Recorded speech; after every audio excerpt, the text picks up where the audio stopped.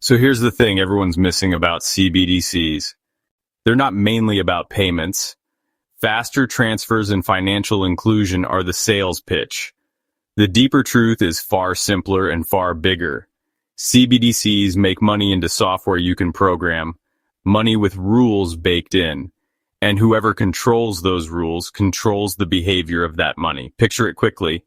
You log into your account and find some dollars will only work at certain stores, or your month's paycheck has an expiry date. Imagine vouchers that can't be spent in certain neighborhoods. That isn't science fiction. It's been tested. The scary part isn't the technology, it's how ordinary it would feel as it rolls out.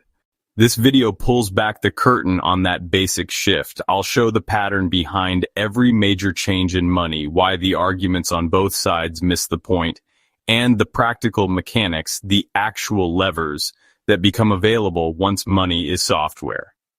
No hype, no conspiracy slogans, just the pattern. Once you see it, a lot of separate stories start to fit together. Start with the headlines. Politicians sell CBDCs as a way to modernize payments, fight fraud, and reach the unbanked. Critics warn of surveillance, freeze orders, and loss of privacy. Both points matter, but both miss the real game. Infrastructure. Think of CBDCs like new rails for money. People argue about the train color while the track owner gets to decide who rides and when. Why infrastructure matters. Whoever builds infrastructure shapes the system that runs on it. History shows this pattern. Each time the shape of money changes, control shifts. When societies move from commodity money like gold to paper, governments gained the power to issue currency at scale. That made monetary policy a tool in ways it wasn't before. When electronic banking and cards rose, banks became gatekeepers for lending, identity checks, and access to services. Digital payments didn't just speed trade. They set up new checkpoints for approval and surveillance. Each technical advance added new levers, and those levers got used. CBDCs are the next stage because they transform money into code. Code can carry conditions. It can check lists. It can expire. It can limit merchant categories or geographic zones. Code runs faster than paperwork and at greater scale. That's why comparing CBDCs to Venmo or a payment app is misleading. A Venmo transfer is still a transfer between accounts. A CBDC can be written to refuse the transfer unless it meets policy rules.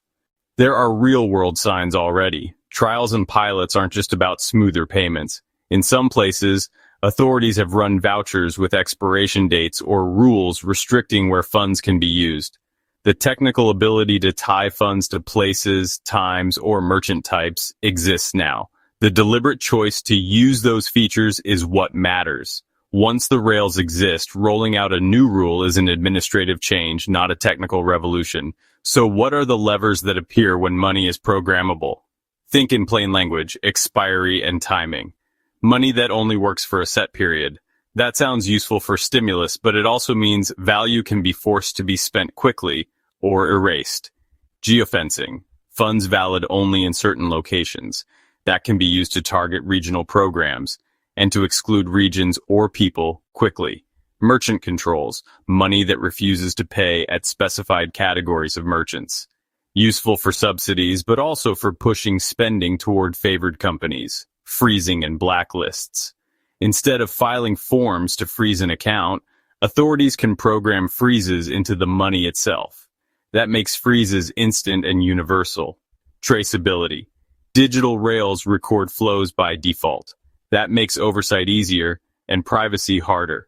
Conditional transfers and nudges. Money that only moves when a condition is met. That can be framed as efficiency or as control of choices. Each of those features has a surface-level benefit. Expiry can push stimulus to be spent faster. Merchant controls can fund health or education goals. Traceability can improve tax compliance. But each also becomes a tool for behavior and power. The neutral infrastructure hides the potential to normalize control through small, frequent uses. That's why debates framed as privacy versus innovation miss the deeper point. Privacy is vital. Innovation matters. But the real question is structural. Who gets to set the default rules of money? Once defaults shift, changing them back is hard because people, markets, and habits adapt to the rails. Let's unpack why both popular sides, cheerleaders and doomsayers, get parts of the story right and parts wrong. The cheerleaders are correct that the current system has frictions.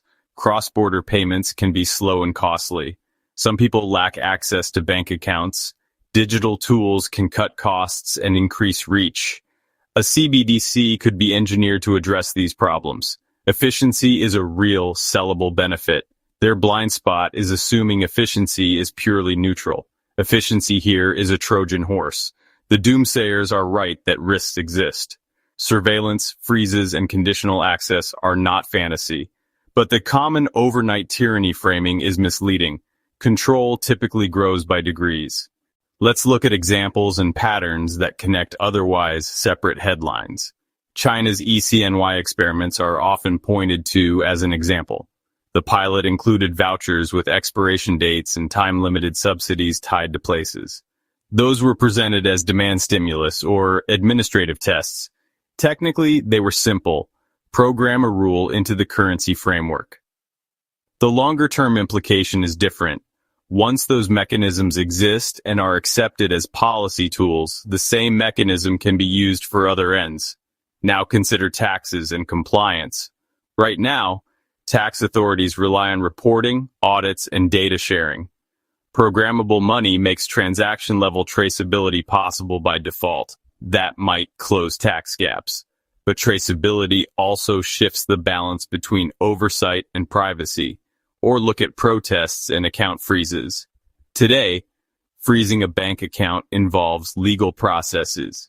With programmable rails, targeted freezes can be faster and broader. Another connection is currency dominance and cross-border rails. Stablecoins and CBDCs are not just domestic tools, they determine which country's financial infrastructure becomes dominant. The spread of a particular set of rails affects trade, sanctions, and global influence. There are common misconceptions that obscure this view.